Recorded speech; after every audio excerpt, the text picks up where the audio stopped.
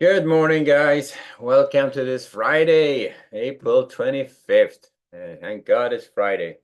So we're looking at a bit of a weakness in the overnight. Yesterday we had, yesterday's close was pretty good, and then a little pop here. And then most likely we had some earnings come out. I think Google earnings came out and some other stuff. But some earnings came out, and I guess it was on a positive note, so they popped a bit. London session finally tested the 5520s, have knocked it back down to the 5500s, and that's kind of where we are right now. So at this point, we'll see. It's going to be an interesting day to see if they can hold on to this, strength.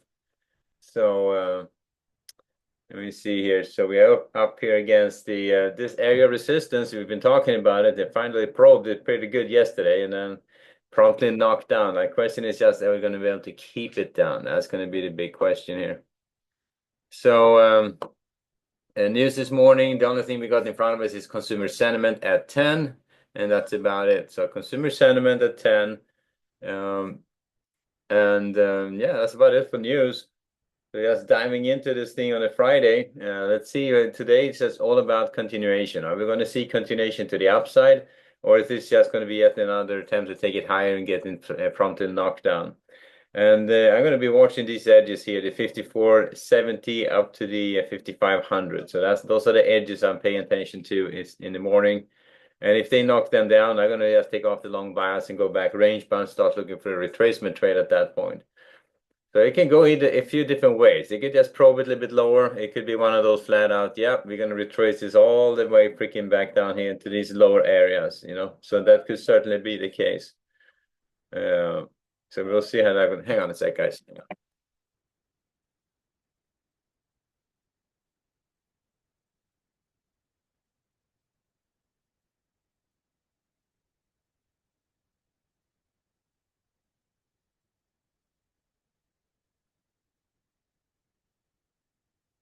Sorry about that. I've got a sick dog here. Anyway, so all about continuation to the upside. As I was saying, these lower edges that I'm paying attention to, 5500s, 5584, sorry, 5485s, 5475. So these areas, these three edges, they start taking out that 75s. We're going to be back below this edge, and we're going to be probably in a spot where they can start retracing all the way back down here. Could be like a brutal down day. It could be as they little probe to the downside. It's anyone's guess at that point. But the volatility we got with us could certainly set it up for a pretty good sell-off. So it's up against resistance. If they can hold on to the resistance and make it go out of it, take out the highs and start squeezing this to the upside, we'll be in great shape. But if not, chances are they're going to fail to do that, because they haven't really gotten a bunch of big news events on the positive side. So if we start getting some of those, I mean, I think the best news we have in front of us right now has been the earnings has been better than expected, and that's definitely driving or making the market a little bit feeling a little bit better about itself. But we kind of had to get back up above this area. So once they hit that 5560 edge and starts trading above it and can hold that level, I think we are turning that capital flow definitely back on the potential long side of the market. Right now, we are right up here retesting resistance. Looks that we can have a pretty good day if they start taking out resistance and start trading higher, or more probable the higher probability that they're going to have a range bound day, maybe even some weakness going into the afternoon. I'm not going to necessarily predict that because it's the earnings season is underway, and when I have good earnings, it could certainly start that climbing that wall of worries. Everything looks shitty, but the market keeps trading higher. That wall of worries, that is very much a possibility as well.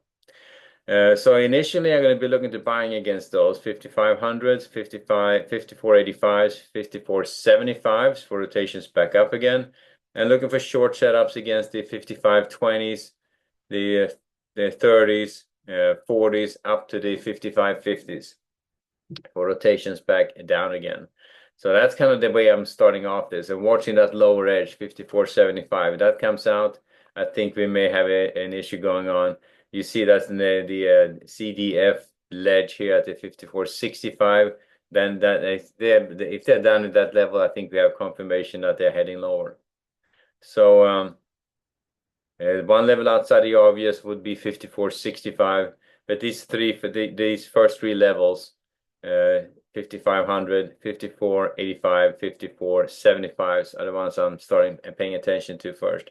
The 54.65 is just one level below the obvious, but once they hit 65, we are well on our way down here in this lower edge. So, all right, so that's the ES to get started. Let's see how that goes. Looking at our NASDAQ and the bonds. NASDAQ and the bonds of the bond market trading up. So trading higher, yields coming down a bit. That's not a bad thing. Also like that.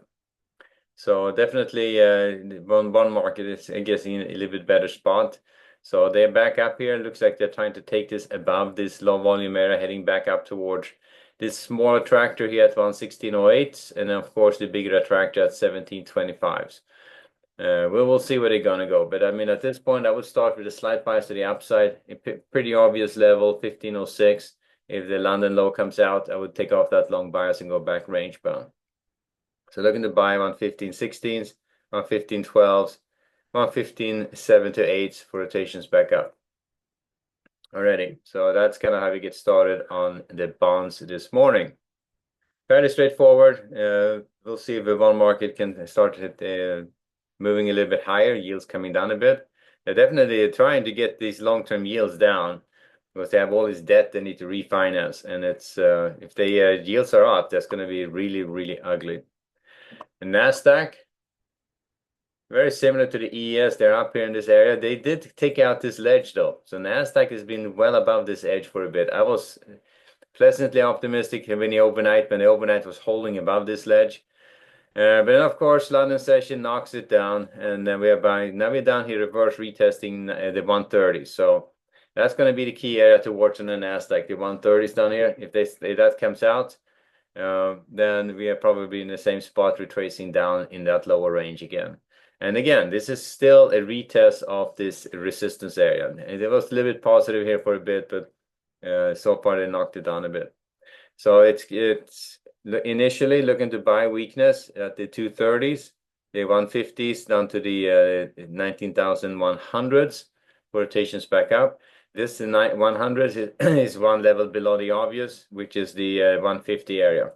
So right there, the 150 area is going to be the ledge right here. That's where they've been bouncing up usually before quite a few times, and been knocked down.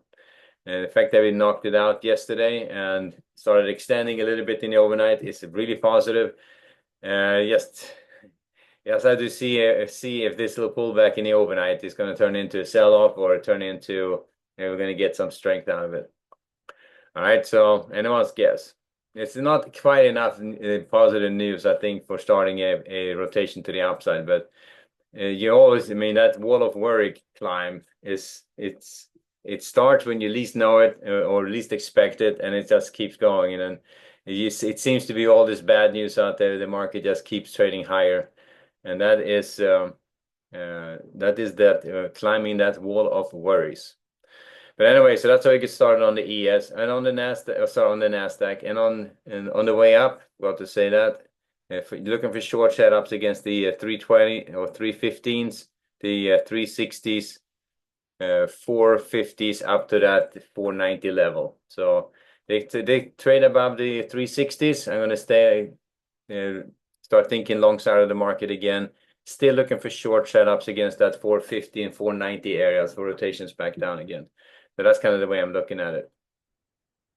All right, so that is our NASDAQ. So we are up against the resistance, probing it pretty good on both ES and NASDAQ. The question is, are we going to be able to hold it and potentially bust through it, or is this going to be just a retest failure setting up? So if you see the day session setting up, and that's for the ES as well, by the way, if the ES, both ES and NASDAQ starts trading higher from the get-go, run up into these upper areas and start failing, that would be your retest failure setup. And at that point, that could be a pretty good sell-off going into the close. If they hold it, and they can hold above that 360 on the Nasdaq, and on the ES that would be the 5520s. Then we may have a shot at holding on to this and maybe even making a go out of it. We will see. We will see. And then finally, oil and gold. Gold heading lower. Nice move to the downside. Looking at the capital flow on gold.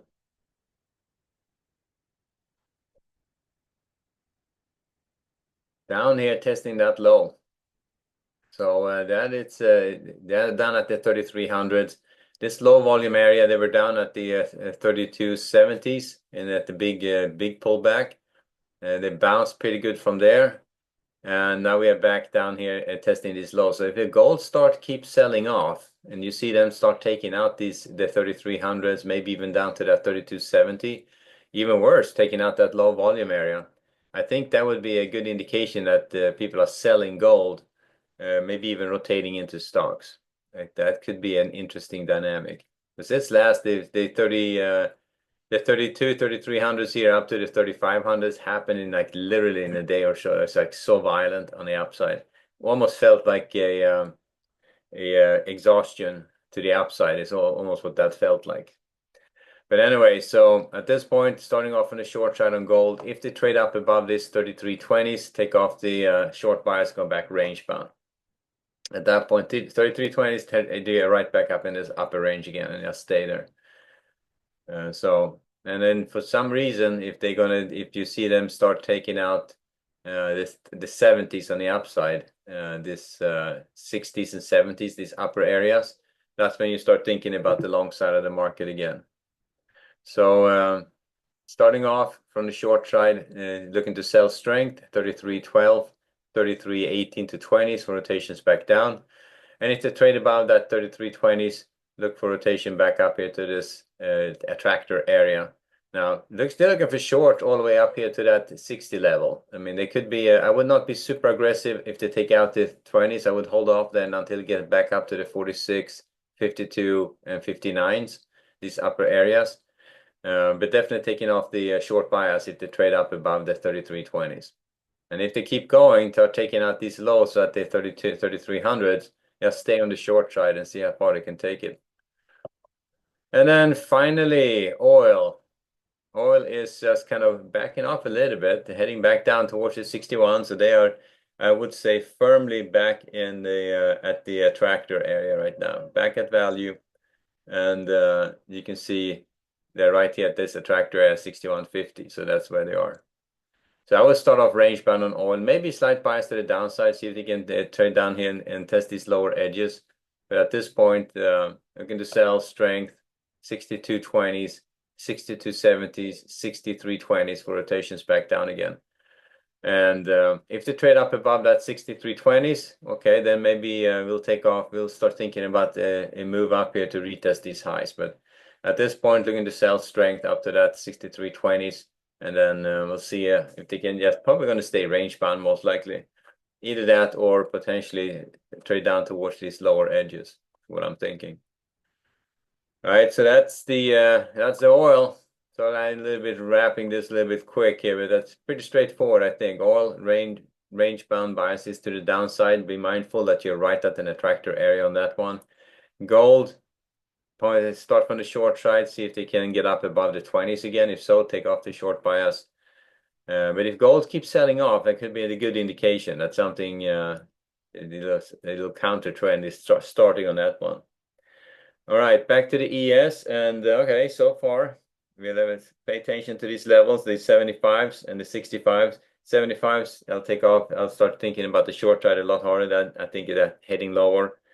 The last one below the obvious would be that 54.65 level. And if they can get up above this 55.20s, I think we're in pretty good shape to trade back up again and maybe even make a go out of it. So we'll see how the market is going to feel about this whole thing. But the yesterday's close and the earnings, I think, was mostly positive, and I think the market may have a reason to trade higher. I'm not quite sure just yet. We'll have to see how the market develops. But it's just too much volatility. And you just get one bad headline and everything goes right sideways again. So it is a little bit volatile. But anyway, we'll wrap it there for now. So news at 10, nothing at 8:30. So good trading, guys. It's Friday. Trade with some caution. Let's see how this whole thing develops. All right, guys. Later. I'll see you back at 11:30.